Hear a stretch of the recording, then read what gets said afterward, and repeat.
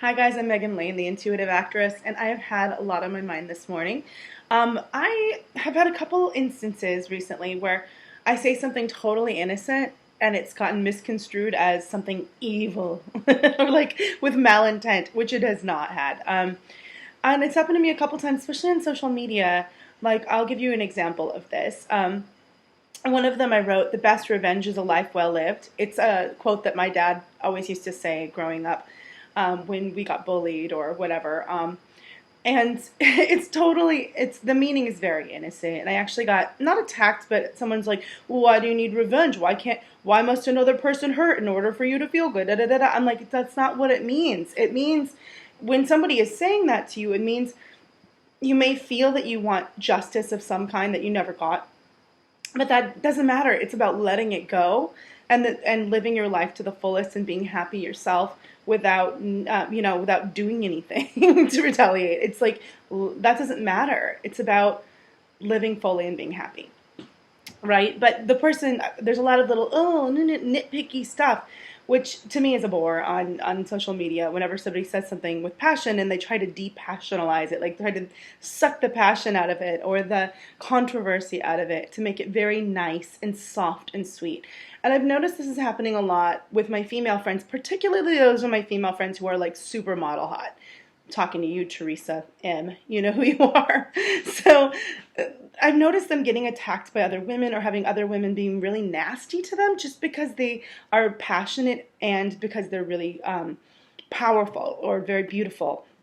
And there's a lot of our society that just kind of wants to dumb down women, dumb down their looks, dumb down their brains, dumb down their power, like just soften it up so everyone can be comfortable and so they don't feel like too much of a threat to men and women. Also, they also need to look like a supermodel and be in incredible shape and like just be perfect for everyone's enjoyment, but also not too much because they don't want to scare anyone or emasculate anyone or make them feel disempowered by being powerful. And I'm just like, what the hell are we supposed to do? Like, the societal programming has set us up to fail because on one hand they're like, be powerful, you can do anything, girls can do anything, men can.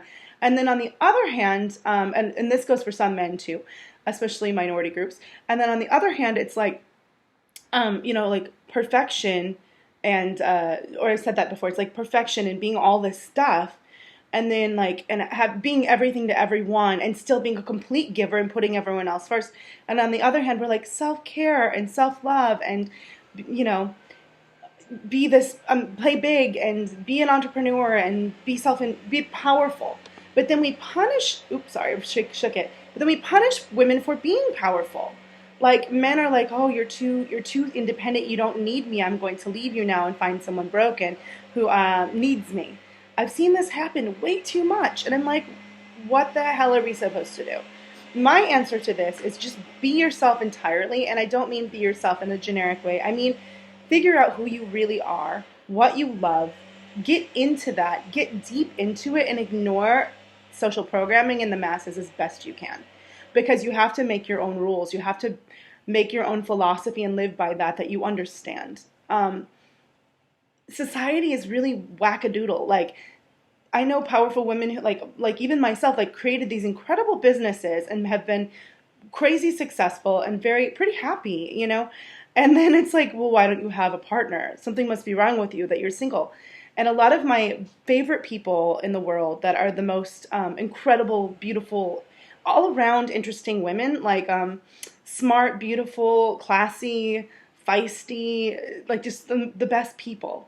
A lot of them that I know are single, especially in Los Angeles, because it's really hard to find somebody to match them. It's really hard to find a partner who can keep up. So I don't think that it's on them. You know what I'm saying? But also, why do they need a partner? Why can't they be single? What's wrong with that? Maybe they want to be. Not everybody wants to be married. I mean, some of us like the idea of it or want to be, but not everybody. That's making an assumption based on programming. So a lot of this social programming has just been kind of like messing with my head a little. I'm like, so we're supposed to be this, and those are opposites. It's like we're set up to fail.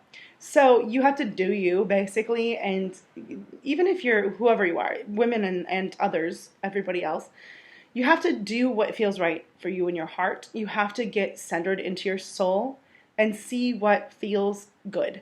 And then when you feel a little more stable, once you really get like that foundation going, I find that's when you can really take some risks. And it doesn't matter if people come at you as much, because they will. Haters are gonna hate.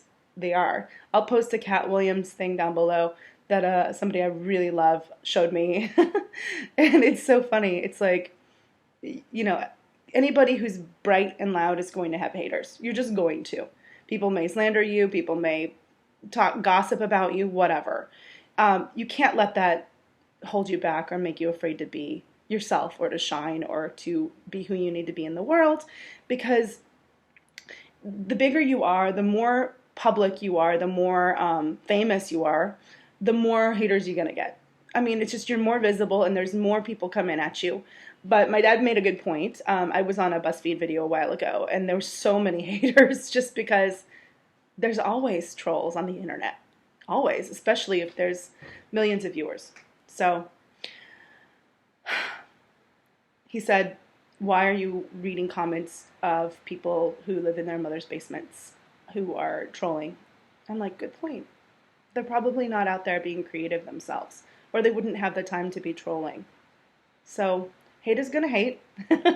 You be you. Be as big as you want to be. People are gonna attack anyway. You might as well be happy and living in your power, and stop apologizing for whatever is amazing about you. Stop apologizing for your beauty, your strength, your power, your compassion, putting yourself first for once. Stop apologizing.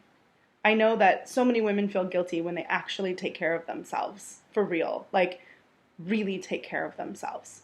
And then people are like, oh, you look different, you look happy. And, like the people who matter see that you have lit something, ignited something in your soul, and it comes from the inside out. If you're made to feel guilty for that, stop it. I promise you've probably been overgiving your whole life, and it's really okay to take care of yourself now and put yourself first. It doesn't mean you're not going to be giving or caring or compassionate, because that's who you are. So you're going to continue to do that. But it's okay to feel better. It's okay to be powerful. It's okay to be beautiful in your own way. It's really all right. So, wow, I'm getting emotional. Yeah, don't let them ruin who you are. Don't let them do it. That is my soapbox for the day. I hope you guys have a wonderful Wednesday, and take care. Make sure to like and subscribe.